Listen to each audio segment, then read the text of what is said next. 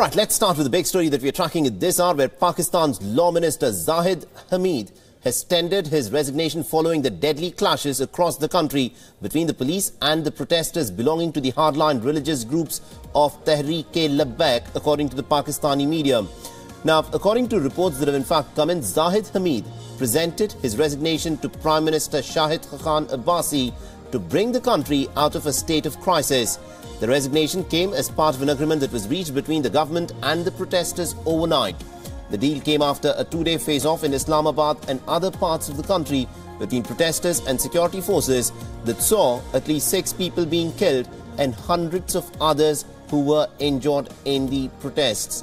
The protesters had staged a sit-in in the capital Islamabad for almost about 3 weeks, demanding the removal of Hamid Zahid for changes in a law pertaining to the oath-taking, where the reference to Prophet Muhammad had been deleted in the Elections Act of 2017. They also alleged that the action undermined the Islamic belief and faith of the nation and linked it to an act of blasphemy. Now, earlier, the leader of the Islamist group Tehreek-e-Labbaik party had vowed to escalate the protest further unless their demands were met. पूरे मुल्क में धरने हो रहे हैं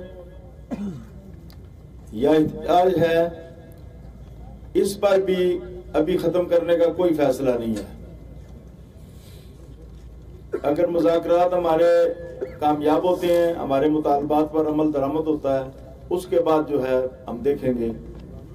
धरने के बारे में भी फैसला होगा, कतई धरना खत्म नहीं होगा, और जो पूरे मुल्क में इhtजाज है वो भी खत्म नहीं होगा किसी भी मकाम पर।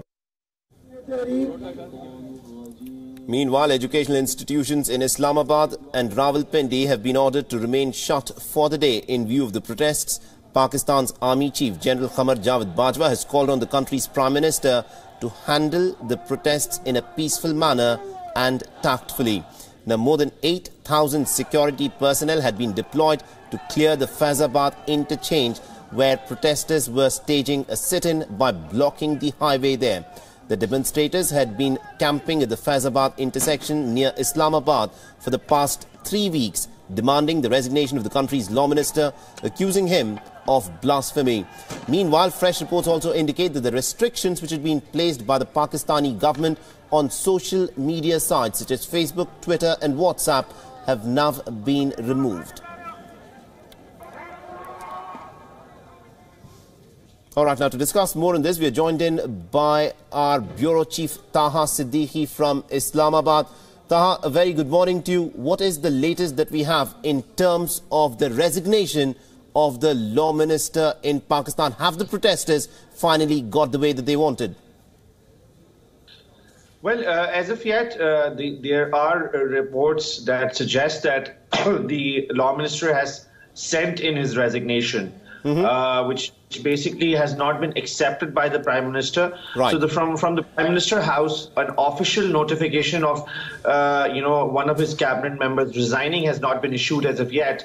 But somewhere late last night, the law minister, and that's also not directly quoted by him, but through sources close to him, are quoting that he basically tendered his resignation in. Saying that this fiasco, all of this mess that has been ongoing for the last 20 days, it's better for him to step down, even though he again mentioned that he had nothing to do with that particular blasphemous amendment as per the protesters. As far as the protesters are concerned, as we speak right now, they continue to block not just Islamabad, but many parts of Punjab, Karachi, Sindh province. So they are present in over about 25 to 30 spots around the country and are still blocking them. They haven't decided to end their sit-in or their protest. Schools today remain closed. Offices in Islamabad remain closed. So as far as the situation on ground and in the field is concerned, it remains as it was since yesterday, since after the security operation was, the security operation was suspended on Saturday. So since then, the protesters had regained their positions and they remain on roads right now as we speak. And also speaking a little more about these protesters, I mean, who are they? The party that they seem to represent goes by the name Tehreek-e-Labbaik. But have they got any kind of political past, or is it a religious grouping, a pressure group, which is now slowly beginning to emerge as a political pressure group now? Well, there are a few aspects to their creation. Basically, they have been rallying behind Mumtaz Qadri, who was the assassin of the former governor of Punjab, Usman Taseer.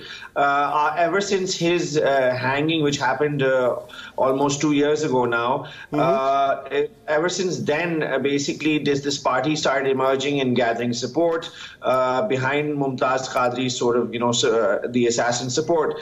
Now, they basically belong to the Barelvi school of thought, which is considered to be a majority in Pakistan, but never been politically active, never been religiously extremist. But we're seeing a new side to them, and many point to the fact that we've seen such similar sort of, creations out of nothing of religious extremist groups, especially when the deep state or this military establishment is involved in sort of fanning these people's extremism and supporting them and sponsoring them or allowing them to reach this level. And the reason being given, or the analysis that's being done in Islamabad by many, is that given the fact that elections are around the corner, there's a lot of tension between the ruling party and the military. The military wants to dent the political sort of standing and the vote bank of the ruling party, and they are using such religious proxies to sort of paralyze Islamabad, to sort of get their way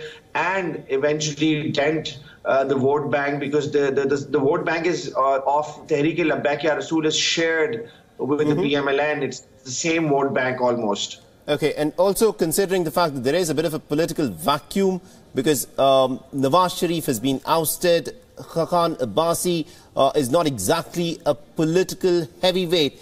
Has this protest in some ways been mismanaged? Because initially it started off with just 2,000 people who were sitting, staging a sit-in, and now it has acquired a completely different texture altogether. Is it inefficiency on the part of the Pakistani establishment in dealing with this protest, which has now led to this crisis? Well, definitely. I mean, there is criticism of the fact the way it has been handled. But then again, I mean, when initially it started at that time, reports suggested that these people had assured the government that they will do a peaceful protest, and they just wanted the right to protest, and then they will leave. Then later on, even when things got heated at that time, there are reports that have emerged that the military played a role where it said that it will not use violence against them. It will engage with the protesters, even though it seemed like the Pakistan police was not able to handle it on its own, and it needed support from other state institutions. But because of the fact that it seemed like as if the state institutions themselves were not on the same page, these protesters took advantage of that, and perhaps they were able to sort of gain out of it, and we saw the chaos spreading. And also, Taha, just would like to get your perspective being viewed in Pakistan, considering the fact that now Hafiz Saeed is out of detention. He has got his own political party, the Milli Muslim League. Elections are due in Pakistan next year. Now you have this Tehreek-e-Labbaik, which is another, in some ways, not exactly a very traditional political party in Pakistan. Is there an attempt by some of these fringe elements who are now making headways into mainstream politics of Pakistan? How's this being viewed in the country and by the civil society there? Well, that's the whole policy is that to me, I mean, we've heard that from one of the retired generals who recently retired from the military, and he was part of the ISI, and he says that there is a plan to mainstream religious extremist groups, and this is one of the the pretext for doing it is to say that this will de-radicalize them. But from what I understand, this de-radicalization is just one aspect of it. It also has a lot to do with with them basically trying to, as I mentioned earlier, to try to dent the political standing and the vote bank of the ruling party, which is also in Punjab. And most of these groups that are being mainstreamed in Punjab. Right, we'll have to leave it there. Taha Siddiqui, thank you very much indeed for joining us from Islamabad and getting us that perspective. We'll of course keep coming back to you as the story unfolds in Pakistan. So Islamabad has been under siege from a religious group which is violently protesting the weakening of an anti-blasphemy law in Pakistan. And Pakistan's civilian government yesterday has called upon the country's army chief, General Qamar Javed Bajwa, to in fact help control the situation that has spiraled completely out of control. Now, to Pakistan watchers, that should of course come as a familiar sign whenever civilian governments have failed in the past 7 decades. Since the creation of the Islamic country, Pakistan's army generals have always stepped in. Pakistan's last elected Prime Minister Nawaz Sharif is battling corruption charges and was disqualified from the office. The current Prime Minister Shahid Abbasi has been kicked upstairs to take over the role only about 3 months ago. And yet again, it will be Pakistan's 111th Brigade, one that has always been used in military takeovers, that will be called in to restore law and order. Will it do so and go back to its barracks or take over altogether? Let's take a look at Pakistan's long history under military rule, under which observers say the country has enjoyed the maximum stability so far. But the situation on the ground was perfect for a military takeover. There was widespread dissatisfaction over Pakistan's 1956 constitution. Pakistan saw a flurry of prime ministers, 4 of them in a span of just 2 years.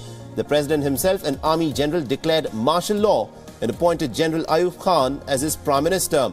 The latter usurped all powers and ruled for 11 long years, forcing the president to resign. The turmoil again over the results of the elections in East and West Pakistan.